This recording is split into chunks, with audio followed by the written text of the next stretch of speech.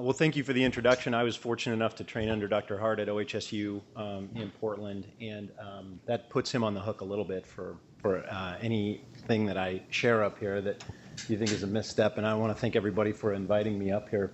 I'm a native Oregonian. I grew up in Southern Oregon and trained in Portland and then trained in San Francisco and went back to Southern Oregon, and I'm in a private group orthopedic practice.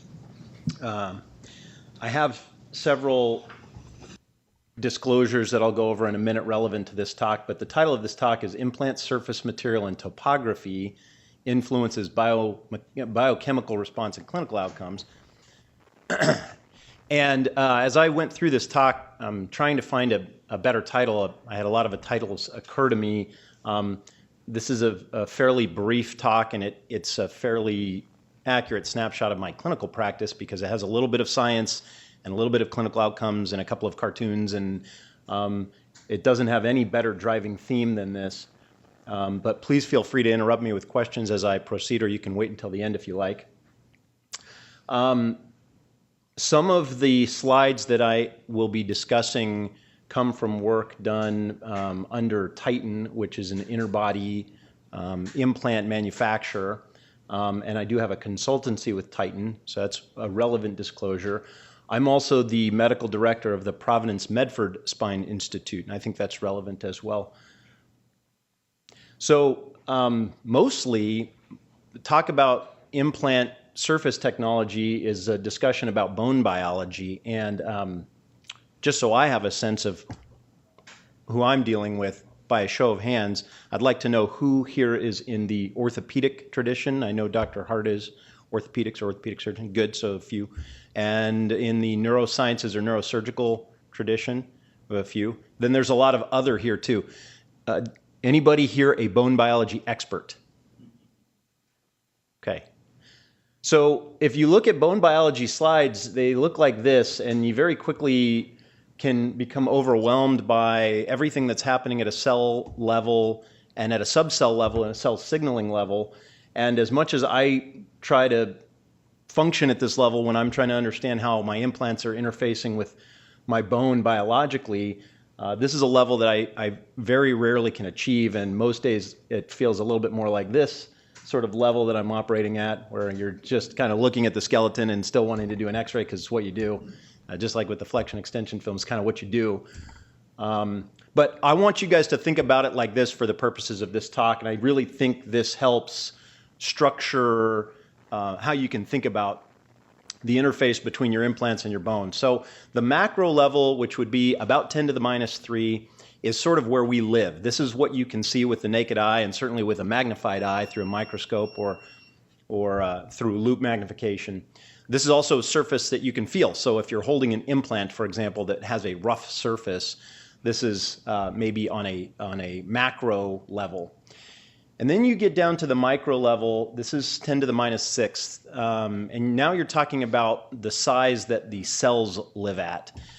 This is not something that you can see with your naked eye. This is where concepts such as porosity come in, and we think of things like 150 micron or 600 micron level. You're really talking about what's happening at a micro level, which is somewhat understandable. We're talking about osteoblasts and osteoclasts. And then you get down to the lowest level that we're starting to appreciate, which is this nano level, is 10 to the minus 9th. And this is where cell signaling proteins, surface attachment proteins are functioning. And this gets very, very complex. But as it turns out, this is hugely important in biology of bone and how bone interfaces with implants, as well as how bone heals. Specifically talking about implants, most of the slides that I'm presenting are a comparison of how PEEK implants behave and how titanium implants behave. And one of the things that this talk isn't looking at, but I think is important, is to never forget about how bone itself behaves. So using allograft bone, as was demonstrated in the previous slides, or autograft, which remains the gold standard. Those are very important considerations, but for the purposes of today's talk, I'm looking at synthetic materials, PEEK versus titanium. So again, show of hands, anybody who is using materials in implants, anybody place any PEEK implants? PEEK is a as a thermoplastic, very highly temperature stable, developed in the 1990s and has some very appreciable applications in implant technology. It appeared to be mostly biologically inert, although there's some challenge to that, as I'll show. It has some favorable radiographic characteristics in that you can see through it on x-rays, so you can follow what's happening with bone biology. And then you have smooth titanium and roughened titanium implants, and for the purposes of today's talk, roughened titanium would be titanium that has topography down at that micro and nano level. So anybody have experience putting in titanium-based implants? All right. So good. Some people have a little bit of both, as I do as well. Titanium, just to be clear, is generally never pure when it's put into implants. It's always an alloy, usually of some aluminum and vanadium, and these mixtures are proprietary, but you're usually dealing with an alloy. This lowest slide is a scanning electron microscope of what peak looks like at a nano level, smooth titanium and roughened titanium. So if you're going to look at net bone production, if you're healing a fracture or if you're trying to heal a fusion, then there are several things that you'd like to influence at a cellular level and at a subcellular level. And this is very simple. You would like to increase the activity of bone-forming cells, or your osteoblasts. You'd like to decrease, ultimately, the activity of your osteoclastic cells. And you also need blood flow, so you want to modulate angiogenesis. And these are some of the proteins that we can track in tissue culture that help us know whether we are influencing these types of cellular activities and vascular ingrowth. So these slides were provided by Barbara Boyan's office, and she is at Virginia Commonwealth University. She's a PhD. She's the Dean of Engineering of that college. And most of her focus is in what is called regenerative medicine. But this is looking at tissue culture cells with a polystyrene base as the control group on the far left on the bar graphs. And then you see the behavior of cells on a peak surface, the behavior of cells on a smooth surface, and on a rough surface. And I'm told that this is what I get to use to point because of the 3D screen. So control group, peak group, smooth titanium, rough titanium, and that will be consistent across the next several slides.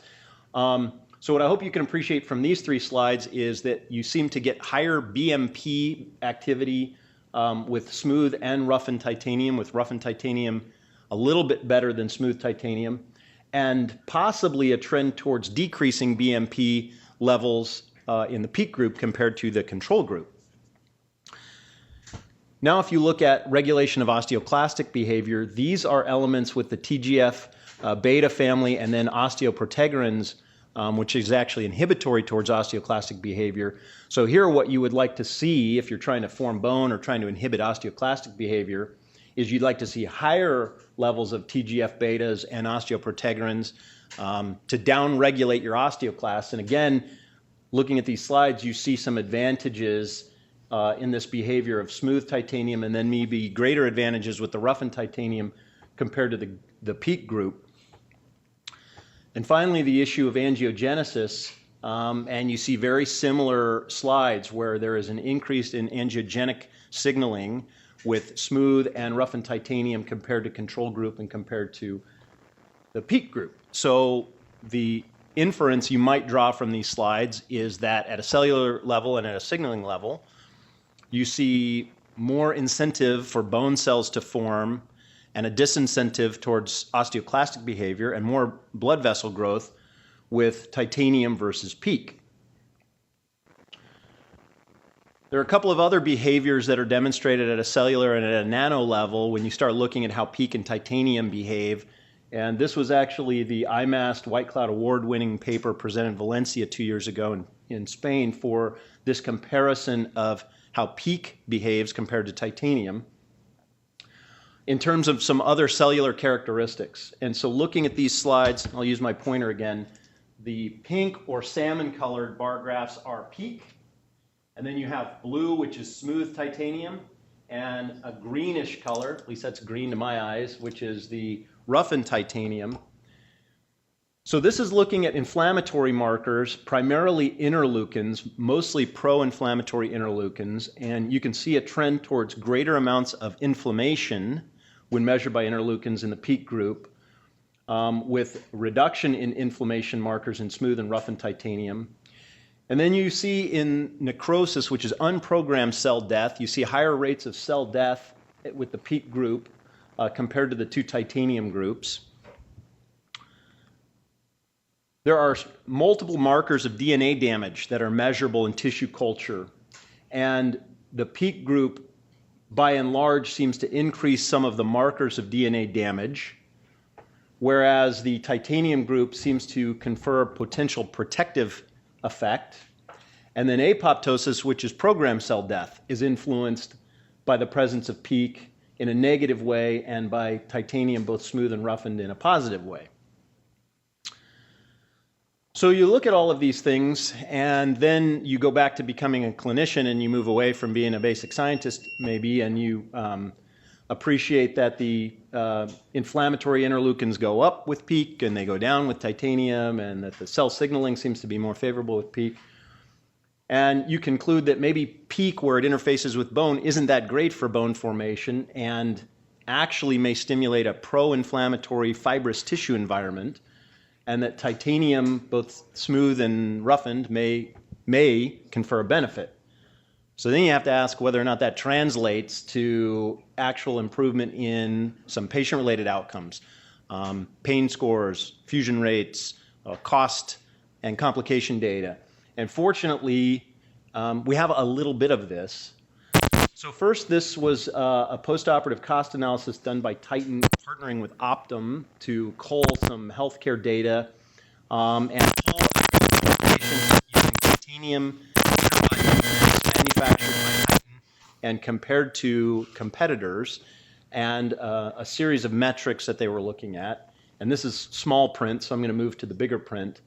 But essentially, they were able to find 224 patients with Titan implants and 448 competitors, which they were able to match for gender, ethnicity, age, diagnosis, comorbidities, and number of surgeries, levels of surgery, and technique, and so on.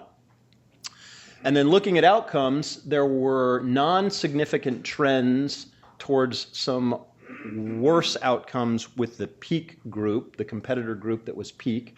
Trends towards more rehospitalization, trends towards infection, but these are not statistically significant, so you could say that you could choose to ignore them. The outcome on this slide that was significant was the percentage of patients who were able to participate in physical therapy after their surgery was significantly improved in the Titan group versus the competitor group. Several significant outcomes on this slide include length of stay. A 2-day average length of stay compared to a 3-day average length of stay was actually significant improvement in the Titan group. And then significant reduction in the number of days until patients could participate in physical therapy with the Titan group. And then there was a little bit of cost data as well, looking at both the in-hospital and after-hospital costs, with a trend towards reduced cost in the Titan group. And a lot of this had to do with things like additional interventions needed for management of postoperative symptoms, repeat hospitalizations, and so on.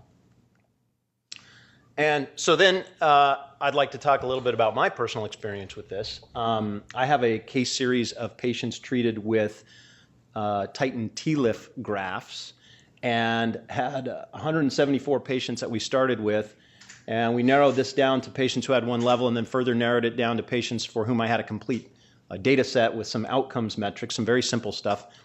I did this retrospectively, so I collect visual analog pain scale pain scores for back pain and leg pain, and then a modified oswestry on all of my patients at all of their visits, so that I can go back and look at clinical questions that I have. And I'm sure this is something that a lot of you guys do, and if you don't, it's not a bad idea to include some outcomes as you go along, even if you're not doing it prospectively. Just allows you to go back and look at how you're doing for your patients.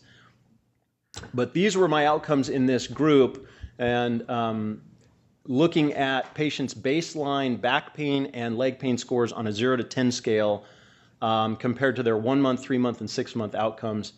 And we found significant improvements in back pain and leg pain at all time points. But particularly interesting to me was that patients were doing better in their back pain and their leg pain by a month, which for fusion is pretty fast. And ODI scores also were significantly improved at a month and then continued to improve out to 3 and 6 months. And then we just put that on a graph so it was easy to see with colors, but you see early improvement, continued improvement and sustained improvement over these time points, showing that these implants seem to be valuable. And then I have one other topic that I think is worth touching on, and just by a show of hands, has anybody heard in the news within the last month any story about the opioid epidemic in the United States? I see a lot of hands and nodding heads. So this is very topical right now. We're hearing statements out of the White House and news organizations, newspapers, and other media talking about this epidemic. And this graph is from the CDC showing drug poisoning deaths from both prescription and non-prescription opiates. And you can see both are increasing. They're increasing fairly dramatically. They don't have complete data sets yet for 2015 and 2016. But this is a worrisome trend, I think. And it's worrisome enough that the AMA convened a task force in 2014, commissioned by their Board of Trustees, which was a task force to reduce opioid abuse. And just recently in Chicago, the Board of Delegates voted to remove pain as the 5th vital sign. Okay, so I see some heads nodding because I think there's some experience in this world, right? Because we were told not that long ago that pain was the 5th vital sign, that we were obligated to be measuring this and influencing this the same way that we might influence a hypertensive patient or a febrile patient. And this was driven in large part, and not cynically, but driven by the American Pain Society in the 1990s. And what we saw all the way up through the early and mid-2000s was a lot of action against care providers and physicians in particular for undertreating pain, and including the Federation of State Medical Boards taking multiple actions against physicians for underprescribing opiates. And you saw handbooks come out on how to manage pain as the 5th vital sign. This is from the VA, and this handbook is mostly encouraging opiate prescription. Right? So it wasn't that long ago that we were told that we weren't prescribing enough. Now maybe we're prescribing too much. Certainly people are dying. This is the task given to us now by the AMA, which says with more than 78 people dying every day from opioids, what can one physician do? Well, I mean, tighten cages fixes all of it, right? I will say this. I think that we probably do have to change the way that we prescribe. And I give credit to the pain physicians, because if you review pain journals in the last few years, you'll see a definite trend towards reducing opiate prescription, and pretty clear data that patients with chronic pain who manage it with opiates don't fare any better than patients with chronic pain who manage with over-the-counter medications. They actually fare far worse in terms of their quality of life measures and function. So a lot of this has to do with just how we prescribe, obviously regardless of what type of implant you put in.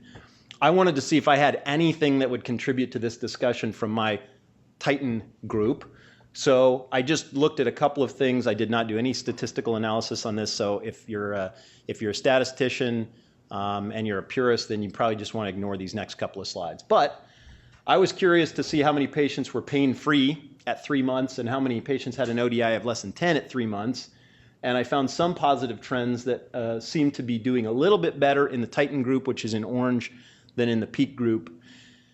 And then we did this, which is kind of busy, but at least I thought it was interesting. We divided the patients by their back pain score preoperatively into 3 groups. Patients with back pain of less than 3, 3 to 6, and then greater than 6. And certainly some patients who are leg pain dominant versus back pain dominant may behave differently after fusion surgery. But the comparison here is between the blue and red lines in each group. So if you look at the solid blue line, these were patients who were primarily leg pain dominant, not a lot of axial back pain. They actually had a net reduction in their mean opiate use immediately after surgery, which was great. And we took the opiates that had been prescribed to patients before and after their surgery in my office, which was a bunch of different types, and we converted them to morphine equivalents for consistency and then plotted out the mean opiate use. So if you compare the solid blue to the solid red, you see an improvement early in the Titan group versus the peak group in mean opiate use.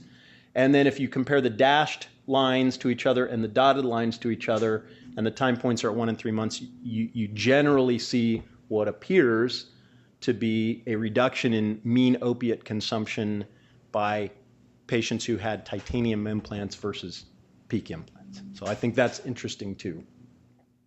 So here would be my take-home points. I think the bottom line for most clinicians is that you're pursuing good outcomes, and whatever you do that works well is what you want to continue to do. Having said that, if we can understand and influence the biologic environment in more powerful ways, if that results in faster time to healing, if we can show improved stewardship over medical resources, and if we can do some things to reduce the opioid burden, then I think we're doing a pretty good job. And so those are my goals, and those are kind of my thoughts that I wanted to share with you. And I think you can draw the conclusion, or I should say I draw the conclusion from the basic science data that rough titanium probably performs a little bit better at a cellular level when it comes to bone, a little better than smooth titanium and much better than peak. And then I would just encourage everybody to doggedly pursue your own clinical outcomes and see what you can do to influence those. Here are some of my references. And I just want to say thank you to the Seattle Science Foundation, to you guys for listening.